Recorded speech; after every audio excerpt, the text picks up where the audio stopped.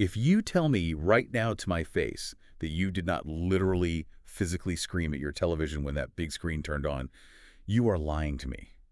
You are lying to my face. I mean, I definitely shrieked. It was an involuntary vocalization. I was mid-sip of my drink, okay? Oh. Sitting on my couch, wrapped in my little barefoot dreams blanket, and I literally choked. Like I had to pause the TV, stand up, and just pace the entire length of my living room. As you should have. It was art. I was texting you in all caps because the producer manipulation we just witnessed is, honestly, it's absolutely diabolical. Yeah. I am still completely, fully losing my mind over it. Oh, it was pure, unadulterated cinema. Like, the producers didn't just cross the line of ethical reality television. They obliterated the line. They soaked it in gasoline, set it on fire, and then broadcast the ashes live on a, 90-pound 1990s era box TV. Right. I have never respected a production crew more in my entire life. They woke up, they chose violence, and it was just glorious to witness. Yeah, seriously, a masterclass. But wait, I need to compose myself. Babes, welcome back. We love you, we see you, and babes, we really hope you are having an absolutely amazing week. An amazing week filled with zero messy behavior. Well, actually, maybe a little messy behavior. Just a little bit. We're so ready to get into the absolute mess that just aired. Yeah. But to fuel this particular breakdown, we obviously have our signature drink on deck. We do. Babes, pour yourselves a pineapple tequila right now. It is literally summer in a glass, and honestly, it's a strict requirement for surviving the psychological warfare we are about to dissect. It is so incredibly good. But wait, I need to pause and talk about this for a second because I'm having, a minor existential crisis about my fruit consumption lately. Oh, God, what's happening now? Does pineapple belong in literally everything during the summer months? Because I'm currently putting it in my cocktails, obviously, but I'm also, dicing it into my salsa. Okay, salsa makes sense. I'm throwing it on salads. I even considered making this weird pineapple glaze for chicken last night. It is fully taking over my entire personality right now. See, it's the delusion of the summer season. Pineapple is, the gateway fruit. The gateway fruit. It is. It's designed to manipulate your brain into feeling like you're lounging at some exclusive, 5-star beach club in Tulum. Instead of sitting in your cramped apartment with the AC unit just rattling in the window. Literally me right now. But I do have to issue a formal warning to the Snark Squad, because a drink that tastes this flawlessly good is a massive liability. Oh, 100%. It sneaks up on you. You sip it like it's morning juice, Yeah. right? And then tomorrow morning you wake up wondering why the sunlight is screaming at you and why your head feels like it's in a vice. It is the absolute architect of the sneaky hangover. Exactly. Because it makes you feel so ridiculously wealthy. The second I am holding a tropical drink with a little condensation on the glass, I am instantly convinced I have, generational wealth. Yeah, you get delusional. I feel like I have a trust fund and a yacht currently docked in Monaco. But honestly, let's be real for a second. If we were actually at an all-inclusive resort right now, who do you think would survive the longest? Oh, that's not even a question. Me. Wait, let me plead my case. Because I know my absolute limits. Yeah. By day 3, I am, severely sunburned on my shoulders. You refuse to reapply sunscreen. I forget. And then I'm overly emotional about, a stray cat I saw near the buffet. And I'm crying at the swim-up bar because the bartender told me they ran out of the good guacamole. Yeah, you would absolutely tap out by the 72-hour mark. Your social battery would be in the deep red. I, on the other hand, would thrive. You would be so intimidating. I would become the apex predator of the resort. I would find a perfectly shaded cabana on day 1, tip the attendant aggressively to secure it for the entire week, and just order my pineapple tequilas on a strict, measured, hourly schedule. Just observing everyone like a hawk. Exactly. Right. From that cabana, I would analytically break down the relationship dynamics of every single couple on the beach. Oh, my God. I'd be taking mental notes on, the husband in the cargo shorts who won't make eye contact with his wife, and the wife who's aggressively applying SPF 50 to her children while just blaring at the honeymooners next to them. I could survive in that environment indefinitely. You would be the ultimate resort villain. You'd just be sitting behind designer sunglasses judging everyone's marriage. I love it. This is my calling. But unfortunately, by the time most of the Snark Squad hears this, it's Monday. So, babes, happy Monday. We have to leave the imaginary resort and go to work. We have to pay for the pineapple tequilas. The harsh reality of capitalism. And since we are both dentists, actively living in the trenches of the healthcare system, it is time for our highs and lows of the upcoming week. I'll go first, because I have a high that is genuinely sustaining my life force right now. Please. I need to know what kind of emotional roller coaster the clinic is providing you this week. Okay, so my high is genuinely thrilling to me on a deeply nerdy level. I have a perfectly clean surgical extraction scheduled for tomorrow morning. Oh, nice. Right. Like when a tooth comes out in one solid, pristine piece without breaking, and the root is just flawlessly intact at the end of the forceps. It's a beautiful thing. It is better than a full day at a luxury spa. Mm-hmm. The physical sensation, the little pop it makes, the clean socket, I will ride that high for 48 hours straight. It is so satisfying. It was the pinnacle of the profession, honestly. But my low, Okay. my low is mentally devastating.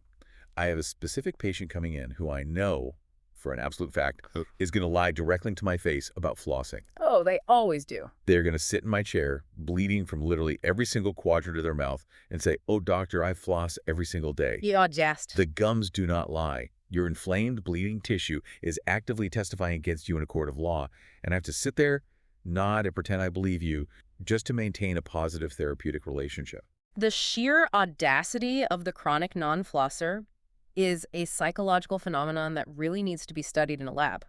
They genuinely believe that if they say it with enough chest, the calculus buildup will just magically dissolve into the ether. Right, they think we're blind.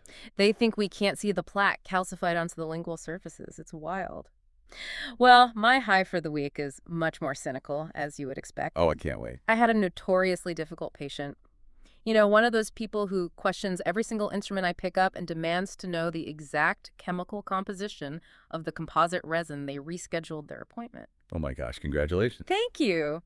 I felt a wave of pure, unfiltered, euphoric joy wash over me when I saw the cancellation note on the digital schedule. It's the little things that keep us going. That is the best feeling in the world, when a difficult name just vanishes from the afternoon block.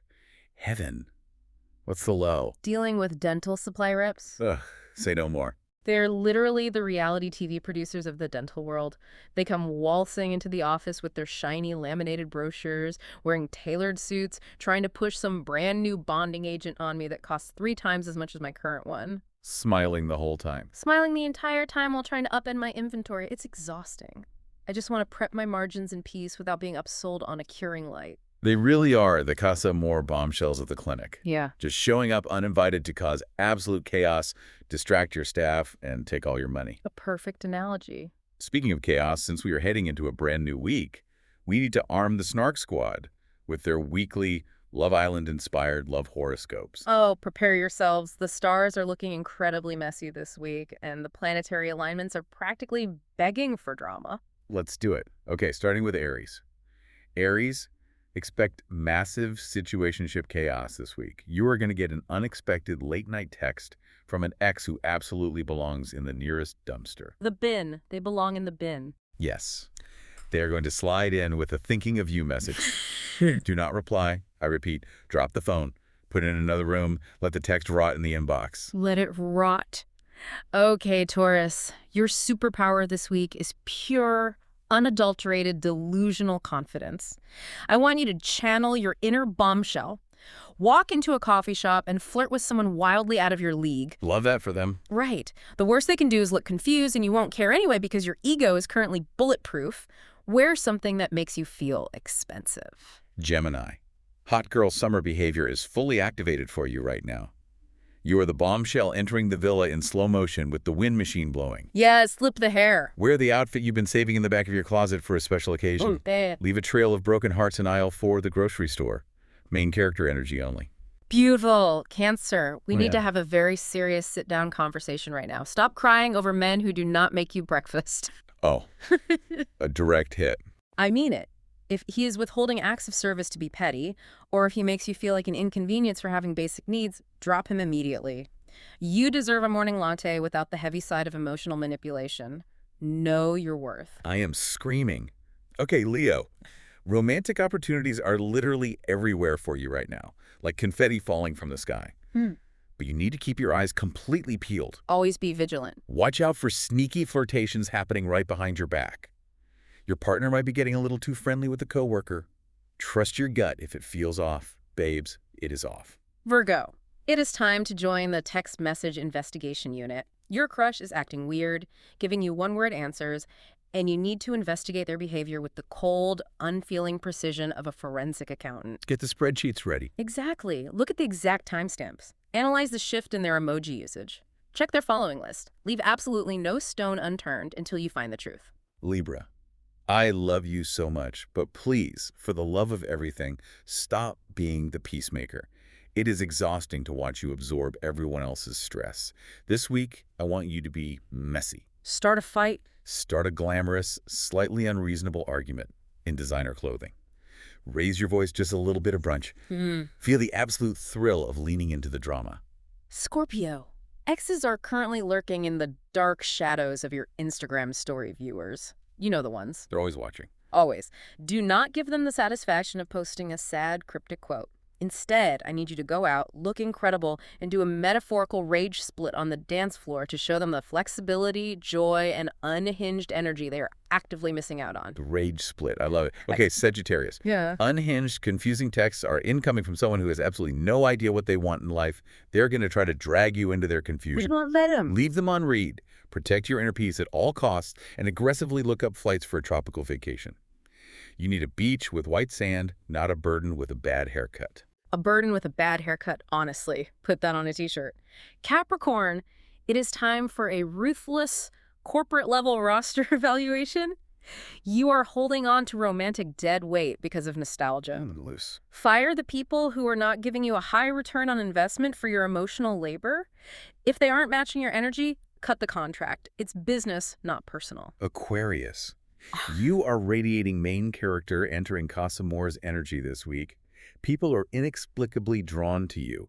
Sit back, relax, and enjoy the metaphorical lap dances life is giving you right now. Let them worship you. Let people shower you with attention. You are the prize, and it is time you started acting like it. And finally, Pisces. Stop projecting your deep-seated childhood wounds onto every single casual interaction. If a guy takes 3 hours to text back, it doesn't mean you are unlovable. It means he was probably playing video games. Say it louder. Demand better treatment, communicate clearly, and completely ignore the boys who are just playing games. Stand in your power and stop writing poetry about emotionally unavailable men. I feel attacked, validated, and thoroughly read to filth all at once. Like, I need a minute. It's a lot to process. It is. But babes, enough about our love lives and your love lives.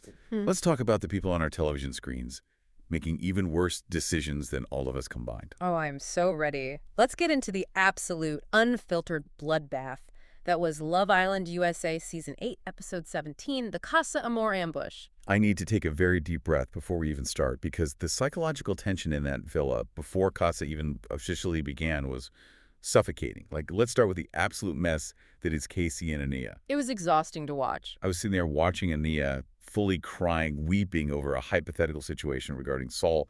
And Saul isn't even in the villa anymore. She was dumped. And Ania spiraling over the ghost of a bombshell. Yeah, it was a lot of projection. I just felt my heart break for her because she is so deeply insecure in this connection, and it's painfully hard to watch someone unravel over a completely fabricated worst-case scenario. Like, she just needs a hug. See, while I appreciate your empathy, and Anaya's tears were certainly dramatic, let's look at the actual mechanics of what was happening in that conversation. Okay, analyze it for me. Casey was incredibly frustrated, and honestly, rightfully so. He explicitly expressed that he felt restricted in the coupling. And what does Anaya do? She springs the ultimate psychological trap on him. A textbook double bind. A trap. She was crying. Yes, a trap. She looks at him with watery eyes and says, "Go explore. Do whatever you want to do." But it's a completely loaded statement. It is a test masquerading as permission. Well, The second he admits he would have pulled Saul for a chat if she were still there answering her question honestly. By the way, Anaya bursts into tears. A double bind is a situation where a person receives two conflicting messages, and no matter what they do, they fail. that's true. He couldn't win. He can't be honest without punishing her emotionally, and he can't lie without feeling trapped. It's an impossible dynamic. But wait, I have to push back on that. You're making it sound like Anaya is this calculated mastermind setting traps. She just wants basic reassurance. She is terrified of losing him. Reassurance doesn't come from interrogation. But she just wants him to look her in the eyes, grab her hand, and say, I only want you. I don't care about Saul. I don't care about any bombshells. But he absolutely refuses to give her that validation, which is exactly what makes her spiral even more. It's a self-fulfilling prophecy. It's toxic is what it is. And then, to make matters infinitely worse, we have sincere, sitting there on the daybeds, offering the most ridiculous, deeply offensive analogy I have ever heard in my life to justify Casey's wandering eye. Oh, the dessert analogy. Sincere actually compared women to ice cream flavors, really. We were reducing human beings to dairy products now. Ah, yes, the profound philosophical musings of Sincere. The pistachio versus chocolate chip analogy. Let's dissect the sheer absurdity of this. Please do. He basically validated Casey's desire to stray by saying, look, man, Saul was pistachio. You just wanted a taste of the pistachio just to see what it's like. But at the end of the day, you want your chocolate chip back. Which, in Sincere's mind, is Melanie. It's so demeaning. First of all, it reduces these incredibly complex women to consumable goods, which has been a running, deeply problematic theme for the men this entire season. But more importantly, it gave Casey the exact psychological permission structure he needed. Yes, it gave him an out. Exactly. Sincere framed cheating or straying not as a betrayal, but as a harmless taste test. It allowed Casey to check out of his emotional responsibility to Anaya with zero guilt. It was so gross. I was yelling at the screen, you are not ice cream, you are human women. And then we pivot to a couple that is somehow even more toxic and exhausting to watch. Zach and Kata. The darkest timeline. I have reached my absolute limit with Zach. He was throwing a full-blown toddler tantrum because Caleb took his top off during the challenge. He was literally pouting on the daybeds. Zach's behavior is fascinating if you view it purely as an unhinged psychological case study. What he is doing is pure metagaming in a relationship. Metagaming? What does that even mean in this context? Metagaming is when you use outside information or external rules to manipulate the current game. He is constantly moving the emotional goalposts to keep Kata completely off balance. Yes. Let's look at the facts. He gets visibly angry that Caleb kissed her, but they're in a challenge that literally requires kissing to win. That's the premise of the show. And Zach claims Caleb's kiss made his own kiss with Kata less special. This is coming from a man who, moments after physical intimacy in the hideaway 2 nights ago, was joking with the boys about exploring new bombshells. The hypocrisy is staggering. That's what I'm saying. How is Kata not reading the room? She is so blinded by him, he literally refused to make her breakfast just to be spiteful. That is so vindictive. It's a classic power play. She goes down to the kitchen, trying to just be normal, trying to salvage the morning, and he gives her this icy passive-aggressive shoulder, and then he actively weaponizes Melanie's name against her. Oh, that was dark. He literally says to Kata, right to her face, well, maybe I'll pull Melanie for chats, just to see if he can trigger a jealous reaction. It's sick. It's emotional warfare over scrambled eggs. It is textbook emotional manipulation. Why do people withhold acts of service like making breakfast? Yeah. Because it creates a power imbalance. Right. It makes her feel small. By refusing to do the small routine thing he usually does, he is signaling, you have displeased me, and now you must work to earn my favor back.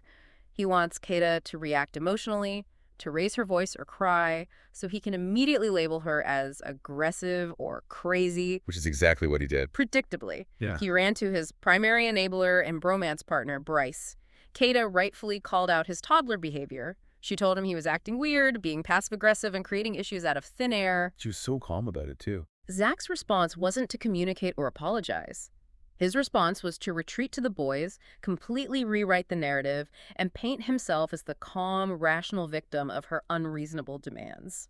He is actively laying the groundwork, building an alibi to justify whatever bad behavior he is planning to engage in during Casa Amor. It makes my blood boil. I want to jump through the screen and shake Kata. Wake up, babes. And then we have Corbin and Kenzie. Look, Kenzie just wants a little romance. She just wants to feel desired. Does she, though? Yes. She sits Corbin down and tells him she wants him to chase her, to pull her for chats first, to actually initiate physical affection. I completely defend her wanting that. It is bare minimum behavior to want the person you are sharing a bed with to act like they actually like you. I cannot believe you are defending her right now. You are actively defending a woman who uses the term French fries to describe intimate physical acts. Please, it is infantile. Okay, the terminology was bad, but the sentiment... The disconnect between Corbin and Kenzie is massive, and it's because Kenzie lives in a world of performative romance.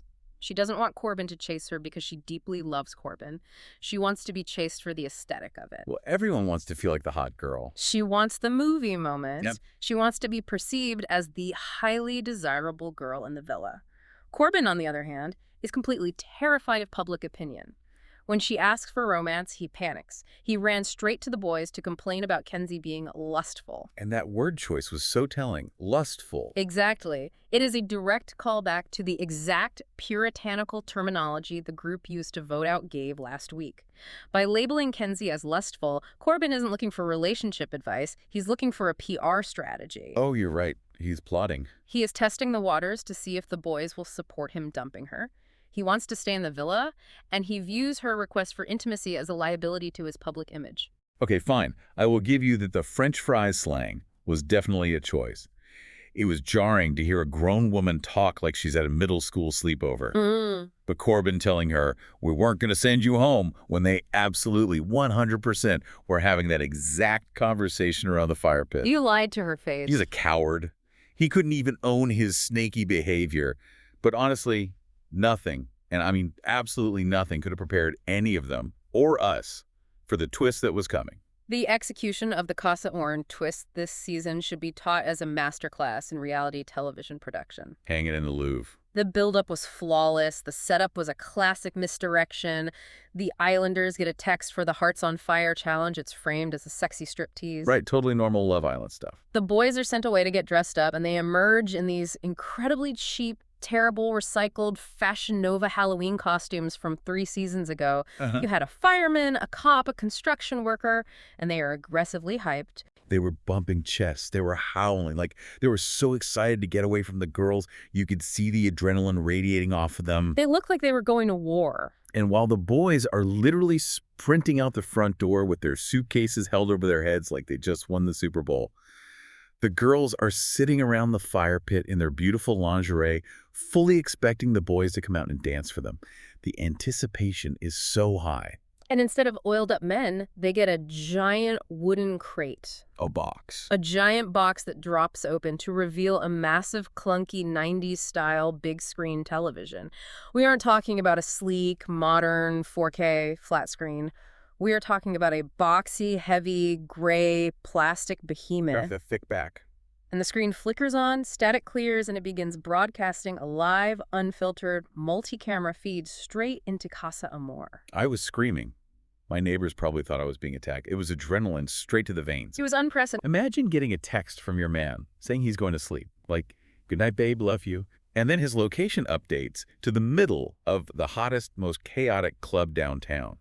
And then the club's security footage is suddenly broadcasting live with audio onto your living room wall. It's a nightmare scenario. That is the exact level of psychological trauma these girls experienced. It is the ultimate weaponized destruction of plausible deniability. Let's break down why this is so brilliant. Usually in Casa Amor, the producers separate the men and women, right? Right. The girls sit around the villa for days, staring at the walls, making up worst-case scenarios in their heads. They imagine their partners flirting, but there is always that tiny shred of hope. Maybe he's sleeping outside on the daybed. Maybe he misses me. They gaslight themselves? Exactly. Plausible deniability allows them to survive the week.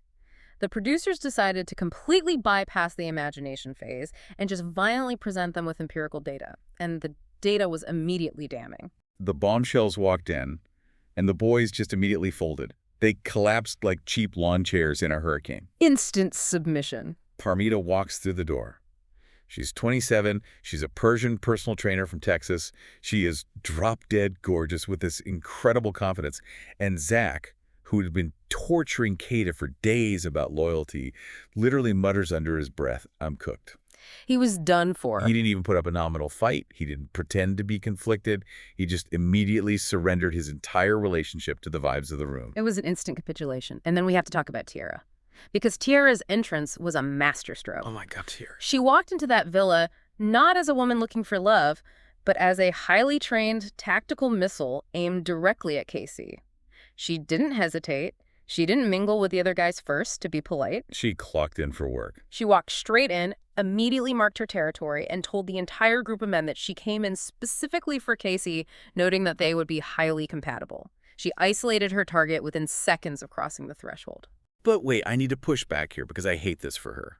Why are we praising Tiara? She is setting herself up for massive failure. From an emotional standpoint, sure. She watched the show. She knows Casey is wandering. She knows he treats Anaya terribly. And she still actively chooses to insert herself into that mess. If he cheats with you, he will cheat on you. She is going to be the victim of his wandering eye by next week. You are looking at this through the lens of long-term romance, which is a fundamental error when analyzing Casa Amor. Tierra is not trying to find a husband to buy a house with in the suburbs. She is trying to secure a ticket into the main villa. No, I guess. It is about survival, screen time, and strategy.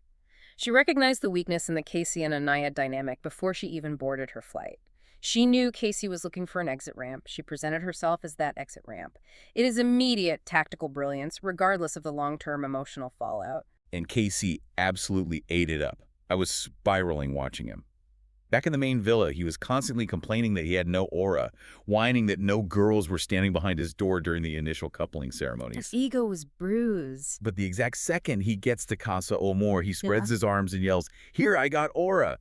He was giddy. He was practically vibrating with relief to be away from Anaya's emotional demands, and he just immediately, shamelessly latched onto Tierra's validation. Because Tierra offered an entirely uncomplicated transaction. She offered pure physical attraction and ego stroking without any of the heavy, suffocating emotional baggage of his relationship in the main villa. Gross. Then we had Jaden, the 22-year-old blonde bombshell, who walks in wearing the police officer hat and immediately handcuffs Corbin to the structural pole of the house. Oh my God, the pole. Corbin, mind you, who spent the last 48 hours aggressively complaining to anyone who would listen about Kenzie being too forward and lustful, suddenly had absolute no problem whatsoever with a woman being sexually aggressive as long as it was a shiny new bombshell initiating it. The hypocrisy is blinding. Which leads us directly to the moment that fundamentally broke the internet last night. The live stream fallout. It was devastating. Corbin is standing there, handcuffed to a pole, completely hyped up on bombshell energy and adrenaline, and he brazenly shouts to the room of boys at the top of his lungs, "I'm going back with somebody different." Just zero filter. And cut to the main villa. Kenzie is sitting at the fire pit, watching him say it in real time on a giant screen. My jaw physically unhinged. I felt sick to my stomach for her. The sheer public humiliation of that moment is staggering. It was a fatal sentence for his relationship, delivered with absolutely zero situational awareness. He thought he was having a private locker room moment, and instead it was broadcast to his partner. But we have to address the reaction in the main villa, because Kenzie did not just sit there and cry quietly. No, she did not. She provided us with a moment of peak physical comedy that will go down in reality TV history. The splits. Yeah. Rage splits. We have to talk about the mechanics of the splits. I am obsessively praising this moment. It belongs in a museum. Kenzie gets so viscerally angry, so completely overwhelmed by the sheer audacity of the betrayal she is witnessing, that she steps away from the fire pit and drops into a flawless, unironic, Olympic-level middle split directly on the grass. Just boom on the floor. In front of all the other girls. And while in the split, she literally starts shaking her clenched fists at the night sky like a 1920s cartoon villain whose master plan has been foiled. It was high art. I was crying, laughing. I couldn't breathe. Reddit was completely losing its mind.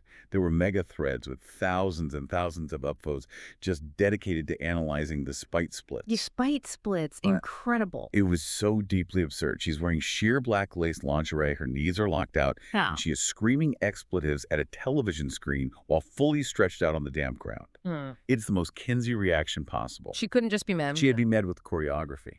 It completely diffused the suffocating tension of the moment with pure, unfiltered camp. But I want to contrast Kenzie's highly performative physical rage with Melanie's reaction, because Melanie's response was a masterclass in repression. Oh, she shut up. Melanie sits perfectly still, watching sincere body rolling on these new women, simulating sex acts during a challenge on a pool table, and she puts up this ironclad, impenetrable facade. It was scary to watch. She crosses her arms, lifts her chin, and says, "I'd rather go home than be with a bad man." She's trying so desperately to play the unbothered, stoic bad bitch, but if you look closely, you can see the micro-expressions of pure panic flashing across her eyes. Her jaw is tight, she's barely blinking. She's crumbling inside. You know she is. She was just talking earlier that exact same day about how deeply obsessed they were with each other, how they were the strongest couple in the villa. And now this. And now she has to sit in the cold and watch the men she loves grind on Alana from Miami while wearing a fireman hat. It is a brutal watch. Brutal, yes, but absolutely necessary for the fragile ecosystem of the show. The producers needed to shatter the illusion of safety. Honestly, watching Casey fold and Corbin self-destruct makes me want to evaluate the current standing of everyone left standing. If we are treating these people like highly volatile investments, we need to look at the portfolio. Yes.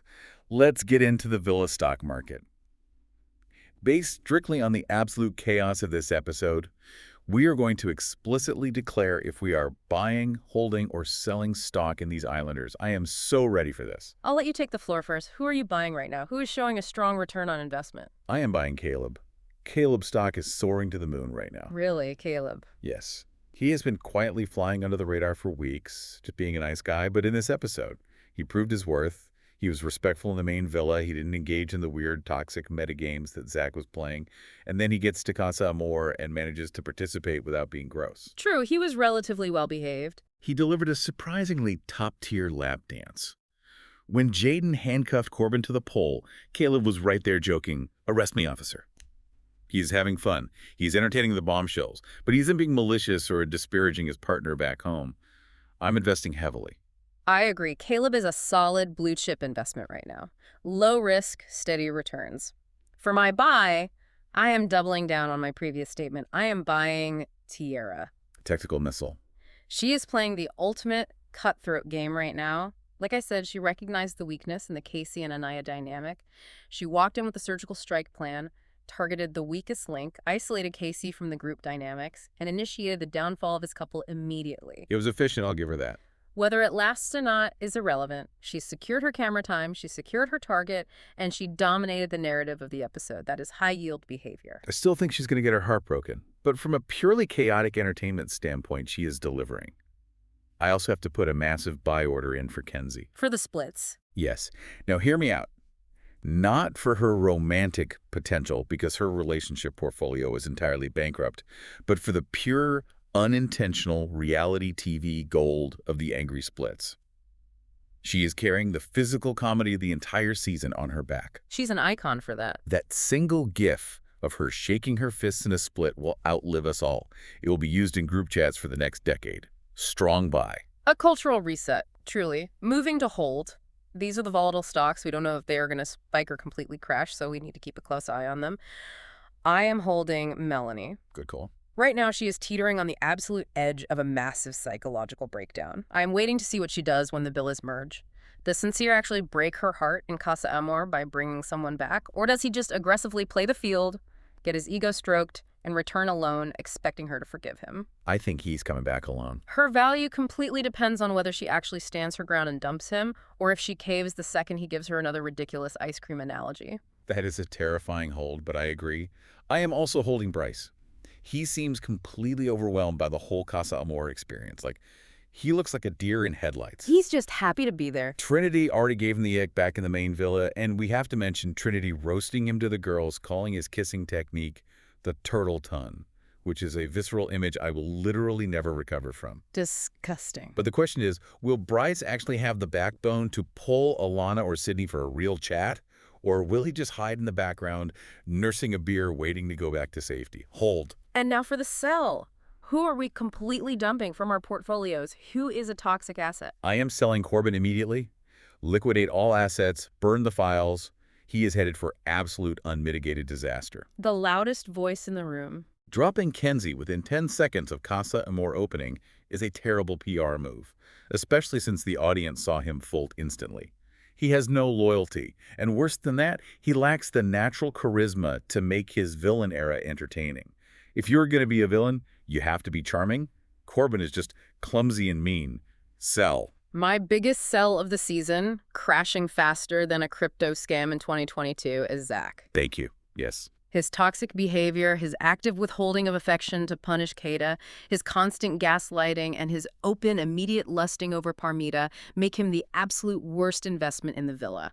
He thinks he's playing 4D chess with these women, but he's just playing himself. Stop playing checkers. The public will turn on him instantly, dump the stock before it hits absolute zero. Speaking of people playing games, I feel like we need to open some case files.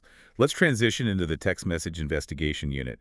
We have reviewed the footage, we have dusted the confessionals for fingerprints, and we are here to uncover the sneakiest, most suspicious behavior of the episode.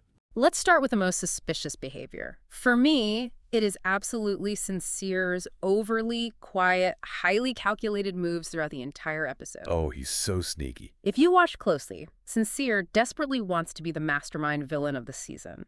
He explicitly told the boys in the bedroom earlier this week that he was feeling villain energy. But notice how he operates. He is letting Casey and Corbin take the heat first. He's using them as human shield. He pushes them forward. He validates Casey's cheating with the ice cream analogy. He is observing the fallout, testing the waters of public opinion, and keeping his own hands relatively clean while the others self-destruct in front of the cameras. It is incredibly suspicious and highly manipulative. He is the puppet master. He's pulling the strings from the daybed. But my case file is intensely focused on the biggest lie of the episode. I'm still so heated about this specific conversation. Which one? When Corbin and the boys sat Kinsey down by the pool, and Corbin looked her dead in her eyes with a straight face and said, "We weren't going to send you home." Objection. That is perjury. Oh, totally. They absolutely were discussing sending her home, and Corbin orchestrated that entire conversation because he wanted an out from the relationship. He lied directly to her face, purely to avoid conflict in the moment. A blatant, documented fabrication. We have the tapes. Now, for the sneakiest flirtation, I have to award this to the bombshell Alana. Interesting. Why? She walked into a den of incredibly hyped-up, hormonally charged men who have been isolated for weeks, and she played entirely hard to get. When Casey tried to pick her up near the bar or playfully smack her, she immediately shut it down. She swatted him away. She didn't giggle and accept it. She stepped back and said, "Keep it classy, hands off." And what did that do? It invoked the scarcity principle perfectly. Oh, psychology lesson. The scarcity principle in psychology dictates that humans place a higher value on an object that is scarce and a lower value on those that are abundant. The men in the villa are used to women competing for their attention. By denying them physical access, she instantly made herself infinitely more desirable to Bryce, Casey, and Sincere. Sneaky, brilliant, and highly effective economics applied to dating. She knew exactly what she was doing. She raised her own market value in 30 seconds. And finally, the most obvious game player. It has to be Casey. Casey used Anaya's emotional reactions as a convenient, impenetrable shield. He really did. He created a false narrative to the other boys that he was restricted so that he could justify his own pre-existing desire to jump ship. He built his emotional alibi in the main villa over the course of 3 days, ensuring the boys would support him so he could step into Casa Amor completely guilt-free the exact second a girl like Tiara walked in. It is an obvious, transparent, cowardly game. He practically had his bags packed and waiting by the front door the night before. He was just waiting for the text. Okay, my cynical friend, things are getting very serious. Please rise for the honorable judges of the Snark side. I am so mad at one specific person that we need to convene the Love Island courtroom. Court is officially in session. The defendant today is none other than Zach. Lou. The charge: crimes against romance, specifically emotional manipulation in the first degree, psychological warfare, and general toddler behavior in a shared kitchen space. The evidence against him is absolutely damning, counselor. Exhibit A. Pouting over Caleb taking off his shirt during the Hearts on Fire challenge. You are on Love Island. It is a dating show in Fiji. People take their clothes off. It's literally in the contract. Getting sulky and retreating to the daybeds because someone else got a louder cheer from the girls is pathetic. It shows a deeply fragile ego. Exhibit B is far more severe and speaks to a darker character flaw: the breakfast withholding incident. As we discussed, acts of service are a primary love language and a vital currency in the villa ecosystem. Very true. Deliberately refusing to make your partner breakfast, not because you forgot, not because you were busy, but as a calculated, premeditated punishment for a perceived slight the night before, is emotional warfare. It is designed to make the partner feel small and needy. And Exhibit C, metagaming in the kitchen. Zach was literally complaining to Bryce of Kata being aggressive, when all she did was walk up to him quietly and say she wanted to talk about why he was ignoring her.